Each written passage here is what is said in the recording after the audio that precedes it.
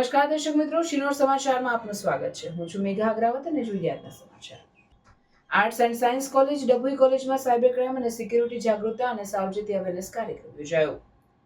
વડોદરા જિલ્લા કેળવણી મંડળ સંચાલિત CNPF arts and science college ડભોઈના સાયબર ક્લબ, સુરક્ષા હેતુ સોસાયટી, વડોદરા જિલ્લા અને રાષ્ટ્રીય સેવા યોજના દ્વારા સાયબર ક્રાઇમ અને સિક્યુરિટી જાગૃતતા અને સાવચેતી અવેરનેસ કાર્યક્રમ વડોદરા જિલ્લા કેળવણી મંડળના પ્રમુખ શશિકાંતભાઈ પટેલની અધ્યક્ષસ્થાને યોજવામાં આવ્યો।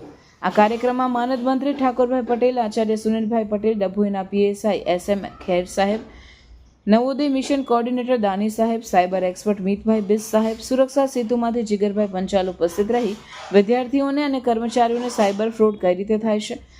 કાર્યક્રમની શરૂઆતમાં આચાર્ય સુનિલભાઈ પટેલ મહેમાનો અને વક્તાઓને આવકારી મોમેન્ટોથી સન્માનિત કર્યા હતા। અધ્યક્ષ સ્થાનેથી પ્રમુખ શશિકાંત પટેલે જણાવ્યું કે વર્તમાન ટેકનોલોજીના યુગમાં એક યા બીજી રીતે શિક્ષિત વ્યક્તિઓ પણ સાયબર ક્રાઇમના શિકાર બની રહ્યા છે, ત્યારે દરેકે વ્યક્તિ આ અંગે જાગૃત થાય એ હેતુથી અમારી સંસ્થાના આચાર્ય અને પ્રોફેસર આવા કાર્યક્રમોનું સતત આયોજન કરી રહ્યા છે તેમ જણાવી અભિનંદન પાઠવ્યા હતા। આ સમગ્ર કાર્યક્રમનું સંચાલન cyber club coordinator doctor Vijaybhai Solanki દ્વારા કરવામાં આવ્યું હતું। આ કાર્યક્રમમાં કોલેજના અધ્યાપકો અને મોટી સંખ્યામાં વિદ્યાર્થીઓ ઉપસ્થિત રહી લાભ લીધો હતો। રિપોર્ટર મીત માછી, શિનોર સમાચાર ન્યૂઝ, ડભોઈ।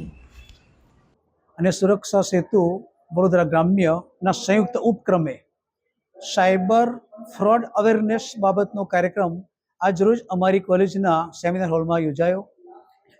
અત્યારે વોટ્સઅપ, ફેસબુક, ઇન્સ્ટાગ્રામ આ બધી એપો દ્વારા શિક્ષિત વિદ્યાર્થી અને શિક્ષિત લોકો પણ આનો ભોગ બને છે। એ ભોગ ન બને એ માટે આ અવેરનેસ પ્રોગ્રામનું આયોજન કરવામાં આવ્યું હતું। તેમાં અમારા કોલેજના સર્વ વિદ્યાર્થી અને અધ્યાપક મિત્રોએ સારો લાભ લીધો।